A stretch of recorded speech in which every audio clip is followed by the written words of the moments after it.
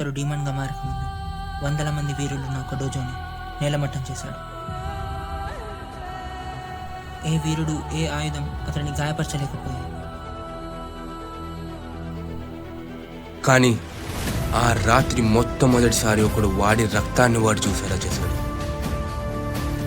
రాక్షసుడే తను తలబడేది మనిషా లేదా రాక్షసుడా అని సందేహించేలా చేశాడు. అమ్మ మాట కోసం. క్యూజురో, చెప్పమ్మా. నువ్వు ఇతరుల కంటే ఎందుకు అంత బలంగా పుట్టావో నీకేమైనా తెలుసా? నాకేం తెలీదు. దానివల్ల నువ్వు బలహీనులను కాపాడొచ్చు. చివరి వరకు బలహీనుల ముందు నిలిచాడు.